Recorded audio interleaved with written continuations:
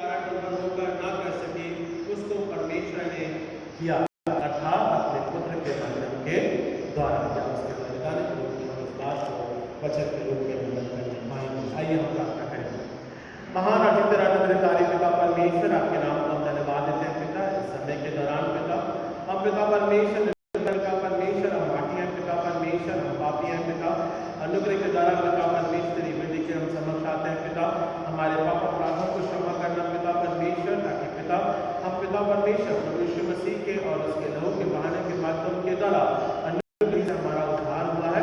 इस बात को हम वचन के रूप में सीखने समझने और पिता आत्मा में हम दृढ़ता से वचन को अधिकारी से बसने दें और पिता ये फलवंत होने पाए। उद्धारकर्ता प्यारे बेटे प्रभु यीशु मसीह के नाम से मांगते हैं, आमीन।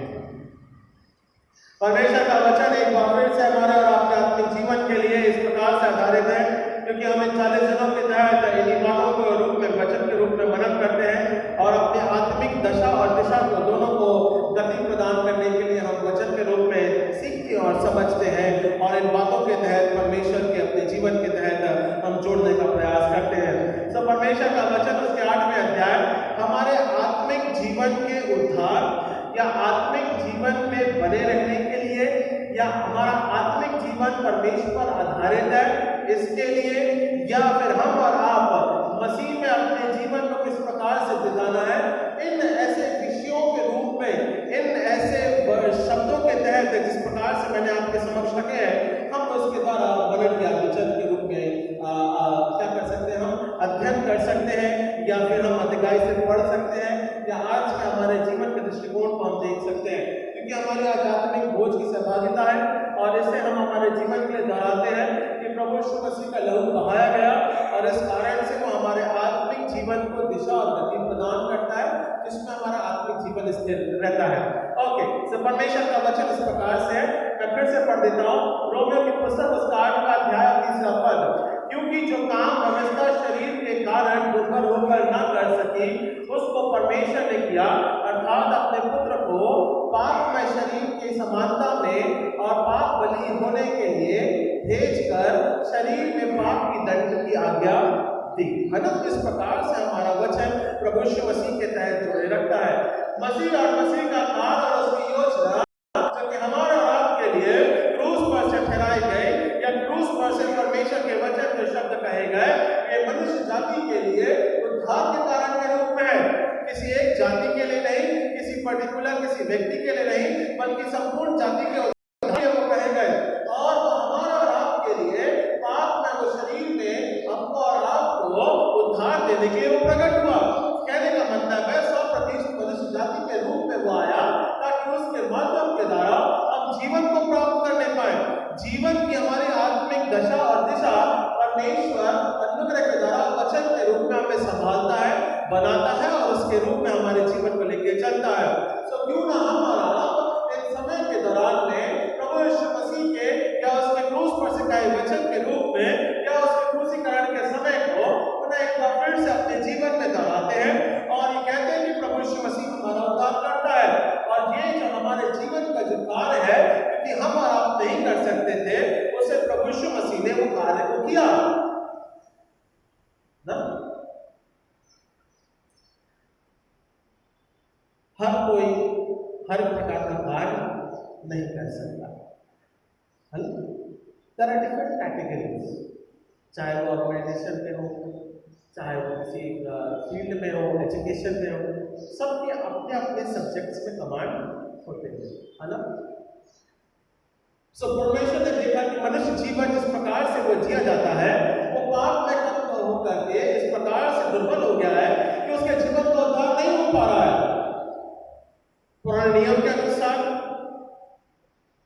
400 साल इंटर टेस्टमेंट पीरियड जो कि पुराने और नए नियम के बीच में था, उस समय भी नहीं हो पाया।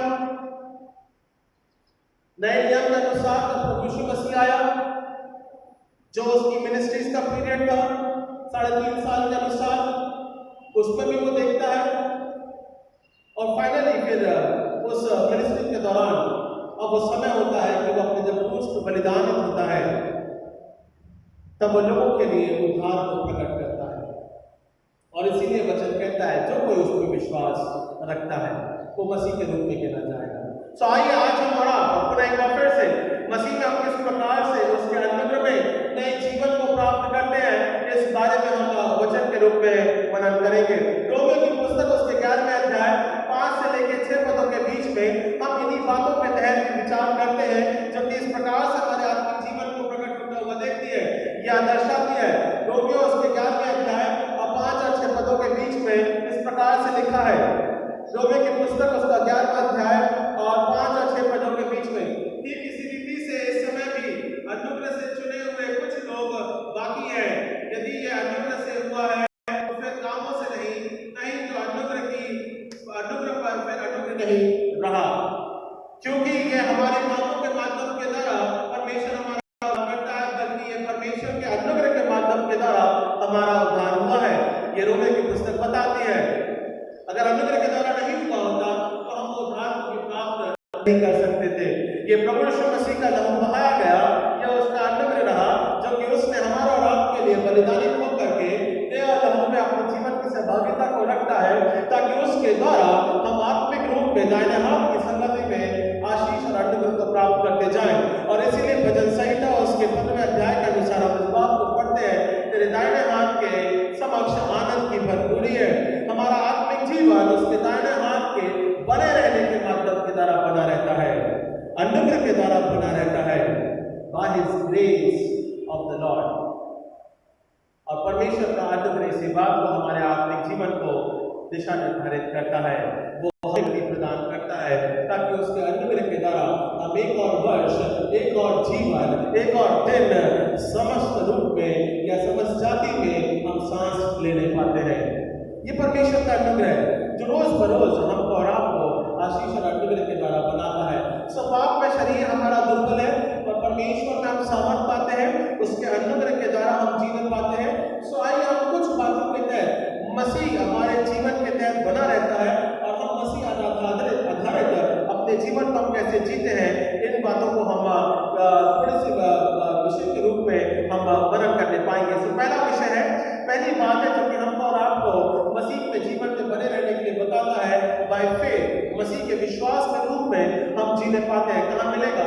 गलातियों की पुस्तक उसका 2 अध्याय और 20वां पद, तो मेरे लिए पढ़ दीजिए। गलातियों की पुस्तक उसका 2 अध्याय और 20वां पद, विश्वास का तहत हमारे जीवन को बने रहना यह अनुग्रह को ठहराता है, और मसीह जीवन का कारण हम और आप उसी पर आधारित करते हैं, जो कि गलातियों की पुस्तक उसके 2 अध्याय और 20वें पद में हम देखने पाते हैं। मैं मसीह के साथ क्रूस पर चढ़ाया गया हूँ। हाँ, मैं मसीह के साथ क्रूस पर से चढ़ाया गया हूँ, और अब मैं जीवित न रहा, पर मसीह मुझ में जीवित है। और मसीह मुझ में जीवित है। और मैं शरीर में अब जो जीवित हूँ, हाँ, तो केवल उस विश्वास से जीवित हूँ, केवल विश्वास से जीवित हूँ, है ना? हमारा और आपका विश्वास निर्धारित करेगा देश और पोर्शन, है ना? हमारा और आपका विश्वास वो बूस्टर देता है ना? कोरोना काल आया, आप सबने देखा ना, कोरोना काल में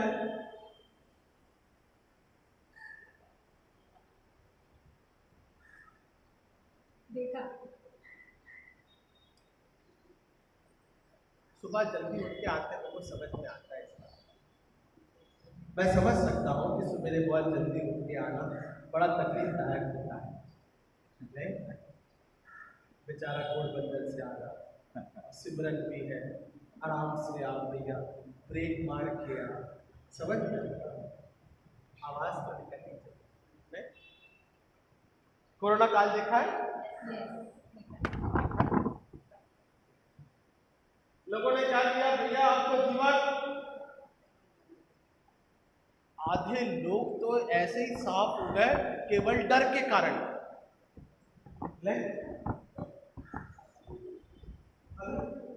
आधे लोग कोरोना काल में साफ हो गए केवल डर के कारण। मालूम है क्यों हुआ? बिकॉज विश्वास का डॉक्टर साहब, हेलो, विश्वास के कारण ना। फिर क्या किया? बूस्टर डोज लगाया गया, नहीं भैया तुम बचे रहोगे, भले ही पानी मिला के दे दिया। साइकोलॉजी ना डॉक्टर साहब, it is a mentally psychology बदलने के लिए, है ना? हाँ, तो ऐसा कुछ है, ठीक है? कहने का मतलब है तो विश्वास की गति हमको और आपको हमारे आत्मिक जीवन के दृढ़ीकरण के रूप में डराती है। और वहां पे पौलुस इसी बात को बोलता है, फिर से पढ़ दीजिए, पौलुस बहुत बढ़िया बोलता है। तो कोरोना काल के समय की बात को यहीं पे बता रहा है वो, फिर से पढ़ दो, क्या लिखा है? मैं मसीह के साथ क्रूस पर चढ़ाया गया हूँ। मैं मसीह के साथ क्रूस पे चढ़ाया गया। गलातियों की पुस्तक उसका 2 अध्याय और 20वें पद में हम देख रहे हैं। हाँ, फिर और अब मैं जीवित न रहा। अब मैं जीवित न रहा। भैया मेरी कंडीशन नहीं है अपनी जीने की। जिस प्रकार से मैं जी रहा हूँ, जिस दिशा में मैं जी रहा हूँ, जिस दशा में मैं जी रहा हूँ, वो मसीह के अनुग्रह के द्वारा जी रहा हूँ। और मेरे जीने का कारण भी मसीह है और कोई दूसरा आधार नहीं है। और इस बात को कह रहा है आगे, पर मसीह मुझ में जीवित है। पर मसीह मुझ में जीवित है और मैं शरीर में अब जो जीवित हूँ, और शरीर में अपने को जीवित हूँ, तो केवल उस विश्वास से जीवित हूँ। हाँ, उसके विश्वास के माध्यम से द्वारा मैं जीवित हूँ। वो जो बूस्टर डोज जो पौलुस लगाता है, वो जो बूस्टर डोज प्रभु यीशु मसीह देता है, दमस्क के रास्ते में 3 दिन तक उसका शरीर काम नहीं करता है, पड़ा रहता है, कमजोर रहता है वो, पता नहीं क्या समय आ गया मेरा। और जब वाकई में देखता है परमेश्वर के दर्शन को प्राप्त करता है, तमाम बातें जिस प्रकार से होती हैं और इस प्रकार से घटनाओं को बदलता है, तब वो कहता है अब मेरे में जो है, मेरे जीवन में जो मेडिसिन बोल रही है, वो विश्वास के माध्यम के द्वारा, प्रभु यीशु मसीह के अनुग्रह के द्वारा, उसके बूस्टर डोज लगाने से, चाहे वो पानी भी क्यों ना हो, मैं विश्वास में बढ़ता हूँ या विश्वास में मैं जीवित हूँ। और क्या लिखा है आगे, क्या लिखा है? जो परमेश्वर के पुत्र पर है, और जो परमेश्वर के पुत्र पर है, देखिए उसका विश्वास कहाँ पर है? उसका विश्वास वो आधारित है जो वो कहता है कि मेरा विश्वास में जो केंद्रित है वो मेरा प्रभु यीशु मसीह है। और वो कौन है? परमेश्वर का। और रोमी साम्राज्य ने ऐसा बोला नहीं जाता था, है ना? कोर्ट के विरोध बातें की, ये सब बातें बोली जाना। और पौलुस बहुत साफ तौर से अंगीकार करता है, बोलता है, सामने प्रकट होकर बोलता है, देखो भैया जो प्रभु यीशु मसीह है वो परमेश्वर का पुत्र है। तुम जिसकी राज्य की खोज करने के लिए बोलते हो, जिस राजा के लिए तुम देखते हो, जिस राजा के बारे में तुम देखते हो कि वो आने वाला है दाऊद के वंश में से, वो यही है और कोई दूसरा नहीं है, क्योंकि तुम्हारे जीवन को बूस्टर डोज देगा और तुम्हारे जीवन को बचाएगा। तुम्हारे जीवन को बचाने वाला केवल प्रभु यीशु मसीह है। उस पर विश्वास और आधारित बने रहो। और क्या लिखा है थोड़ी सी बात? जिसने मुझसे प्रेम किया, जिसने मुझसे, अच्छा अभी प्रेम की परिभाषा ऐसे होती है कि उनको सामने प्रेम कर लेता है ना, रेसिप्रोकल तो होना चाहिए। नहीं साहब, आजकल रेसिप्रोकल ज्यादा लग रहा कि नहीं लग रहा संजय भैया? न्यूज में आजकल ज्यादा न्यूज हेडलाइन रेसिप्रोकल की चल रही है। नहीं, मैं तो तुमसे प्रेम करता हूं, तुम मुझसे प्रेम करते, मैं तो जो ठीक है भर रहा हूं, तुम भर रहे कि नहीं भर रहे बराबर से ना? रेसिप्रोकल। क्या लिखा है परमेश्वर का वचन? फिर से पढ़ दीजिए रेखा सिस्टर। जो परमेश्वर के पुत्र पर है, हाँ, उसने मुझसे प्रेम किया। हाँ, उसने मुझसे प्रेम किया। वो हमसे प्रेम करता है। रेसिप्रोकल में करते कि नहीं करते हो, बाद में टेंशन आएगा, वो बात की बात है। नहीं, जब फाइनल जजमेंट विल कम, वो क्या बोलेगा मालूम है? क्या बोलेगा? मैंने तुम पर आधारित जीवन रखा और उसी प्रकार से मैंने मेरे पुत्र को बलिदानित कर दिया, मैंने लहू बहा दिया, तुम्हारे लिए मैंने जीवन दे दिया, तमाम बातें कर दी, तुम्हारे लिए उद्धार को, प्रेम को प्रकट कर दिया, सभी चीजें हो गई। रेसिप्रोकल तुमने क्या किया? That is the reciprocal. हाँ, फिर लिखिए, पढ़ती आगे का। और मेरे लिए अपने आप को दे दिया। और मेरे लिए अपने आप को दे दिया, है ना?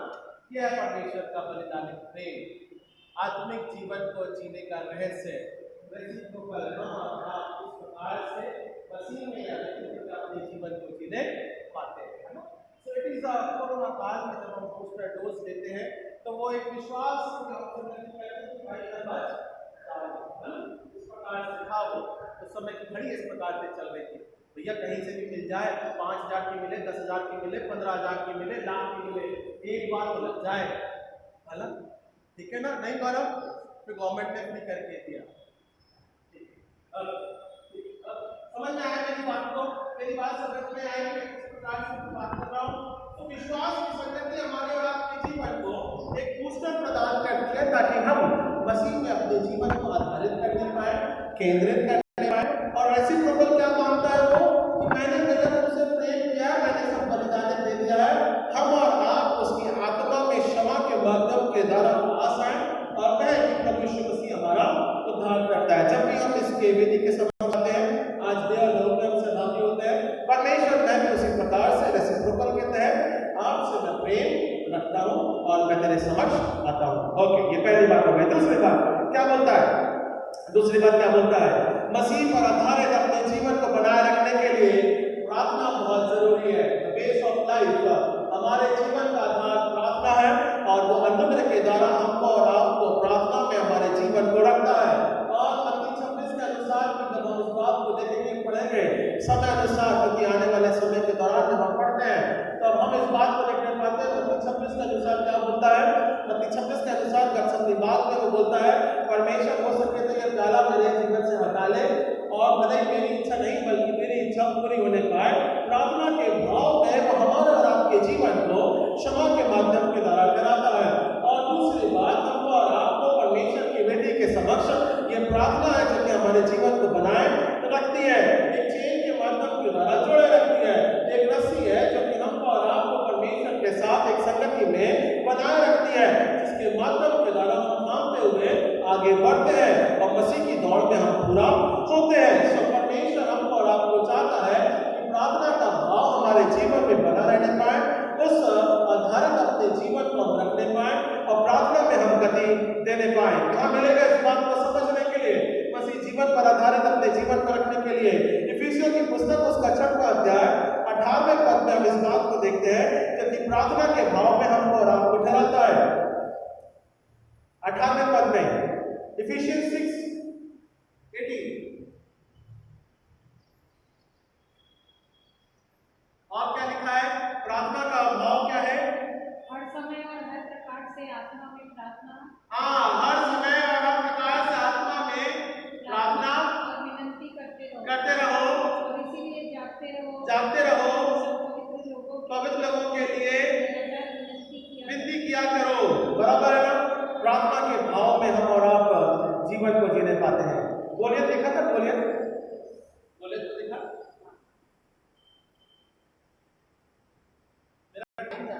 बोलो, देखा? क्या कहाँ देखा है? स्टोरी में देखा, हला बाइबल में आप पढ़ते हो। ऐसा हेलो, बड़ा थोड़ा अनाथ परिस्थिति। हम आचार्य साहब कल बात नहीं कर रहे थे, ब्याटी नदी के नगर में था, तो मैं हम लोग वही बात कर रहे थे, है ना? तो बोले देखा, बोले बड़ा थोड़ा यही था अनाथ पंछी, बराबर है। और दाऊद राजा जब शमूएल आया, शमूएल गया अब उसके पिता के घर में, तो क्या बोलता है? बाबा ये नहीं चाहिए, ये लायक नहीं, ये लायक नहीं तुम्हारे वाले बेटे, और भी है क्या? एक और है। बोले उससे पता नहीं कैसे मालूम पड़ा, हाँ भैया एक और है। वो जो पिता समझता था वो तो बहुत छोटा है, वही लायक है, लायक। ठीक है ना? समझ में आई बात? शमूएल गया, फिर से बोल देता हूं, तो उसके पिता के घर में गया और क्या बोलता है? भैया बता कहाँ है दूसरा वाला, छोटा वाला? ये बड़े तेरे कोई लायक नहीं है जो नहीं कर पाएंगे परमेश्वर के काम को। वो जो भेड़ चढ़ाता है ना वही कर पाएगा, साधारण मनुष्य, ज्यादा बुद्धिमान नहीं। और क्या बोला? भैया लेकर आओ। प्रार्थना का भाव, सिंसियरिटी जिसे हम कहते हैं, परमेश्वर के साथ अपनी नजदीकी में बनाए रखने के लिए, और केवल एक ही गोपन से उसको समाप्त किया। बोलिए, है ना? दाऊद राजा के जीवन की बात कर रहा हूँ, है ना?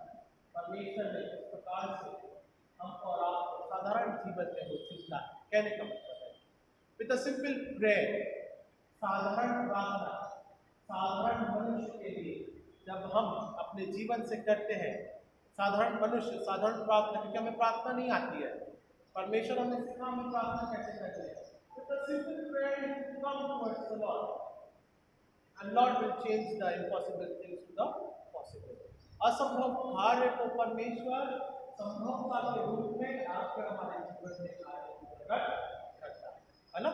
सो प्रार्थना का भाव होना चाहिए। पढ़ दीजिए फिलिपियों की पुस्तक, फिर से पढ़ दीजिए क्या लिखा है, फिर से पढ़ दीजिए फिलिपियों की, फिलिपियो ना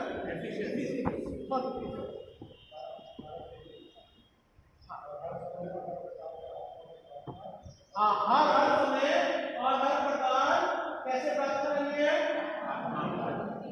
मुझे नहीं मालूम परमेश्वर प्रार्थना कैसे करनी है, पर आप जो भी समय रहता है, जिस भी प्रकार का समय रहता है, जो शब्द आता है बेटी के समक्ष, सिंपल प्रेयर, सिंपल वर्ड, बहुत बड़ी बड़ी प्रार्थनाओं का उच्चारण नहीं सुनेगा परमेश्वर। परमेश्वर क्या बोलता है, जब भी तुम मेरे समक्ष आते हो, मुझे बड़ी बड़ी प्रार्थनाओं बड़े बड़े शब्दों का ज्ञान नहीं बोध होता है, तो साधारण से मनुष्य को जिस प्रकार के भाव को मैंने सुना, वो प्रार्थना के भाव जिस प्रकार से अपने जीवन को बिताता है, तो फिर इसी प्रकार प्रार्थना में मेरे वेदी के समक्ष आओ, साधारण रूप से आओ, मैं तुम्हें असंभव कार्य को संभव बना करके तुम्हारे जीवन को मैं सफल बनाऊंगा। वहां पे की लिखा है मालूम है, वो इफिसियों की पुस्तक के अनुसार इस प्रकार से लिखा है, उद्धार के टोपी को पहनना और तमाम वचन को बांध के रखना और जूते पहनना, इस प्रकार से आर्मर ऑफ गॉड के बारे में बताया गया है ना। और दाऊद राजा को क्या बोलते हैं, बाबा इसको पहना दो, है ना। साउल बोलता है, क्या बोलता है, तो मत पहना दो, वो तो भारी हो गया, बोला साहब कहने से नहीं होगा, मैं नहीं कुछ कर पाऊंगा, उतार दिया उसने सब, ऐसे गया जैसे साधारण बस में था वैसे चला गया, और मदीने से 5 से काम कर असंभव कार्य कहने का मतलब है। With a simple prayer, with a simple heart और प्लेन हार्ट, परमेश्वर के तहत अपने जीवन को क्षमा मांग करके परमेश्वर के समक्ष जब हम आते हैं, परमेश्वर उसको ग्रहण करने के लिए तैयार है।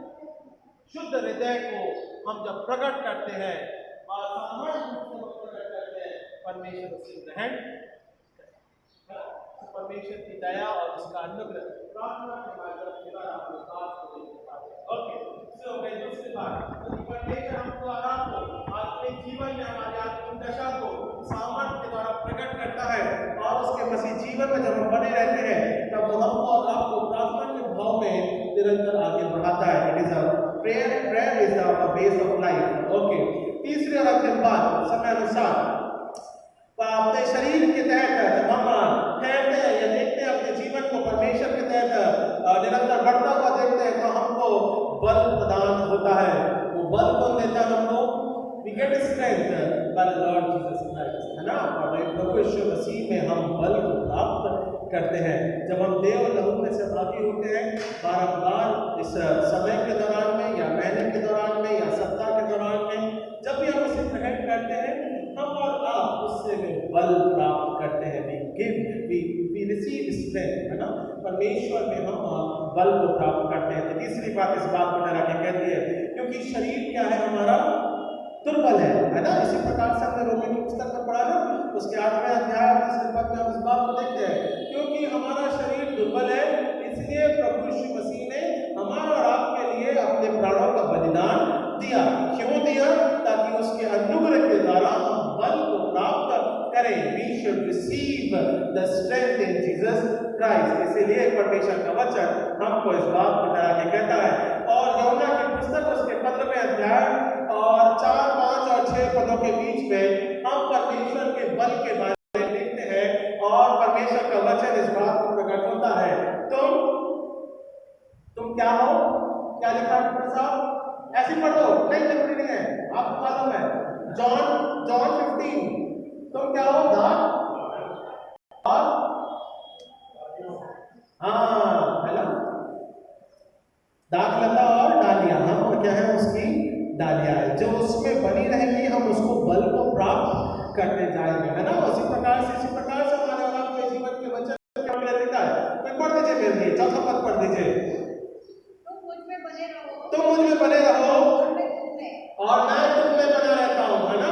इसी प्रकार से हम और आप मसीह जीवन में एक दूसरे के साथ में आत्मिक संगति में देह और लहू की सहभागिता में जब हम एक साथ उसमें बने रहते हैं, जब ये हमारा और आपके हमारे जीवन में जब ये मिलता है, खून में मिलता है, जब हमारे देह में मिलता है, जब हमारे शरीर में मिलता है, तो उसका आत्मिक सामर्थ्य में हम अनुग्रह के द्वारा बल को प्राप्त करते हैं। हाँ, मैं दाख लेता हूँ, मैं डांट करता हूँ, तुम डालियां हो, जो मुझ में बना रहता है, और मैं उसमें, हाँ, और बहुत फलता है।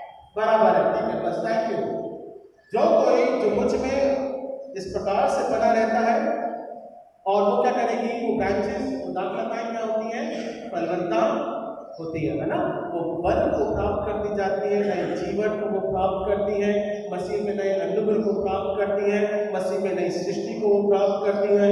हम इन 40 दिनों के तहत प्रभु यीशु मसीह के अनुग्रह में, सामर्थ्य में, विश्वास में, संगति में हम बढ़ते जाते हैं।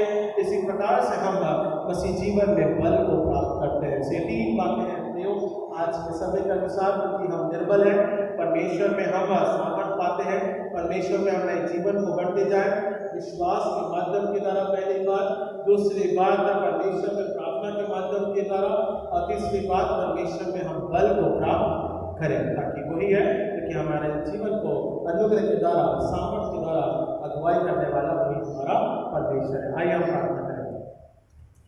महाराज अनुग्रहकारी पिता परमेश्वर, आपके नाम को धन्यवाद देते हैं पिता। इस समय के दौरान आपके नाम की महिमा को हम कराते हैं पिता परमेश्वर, और कहते हैं कि प्रभु यीशु मसीह हमारा उद्धार करता है पिता। हम निर्बल हैं पिता परमेश्वर, पर हम तुझ में बल को प्राप्त करते हैं, तुझ में आशीष को हम प्राप्त करते हैं पिता।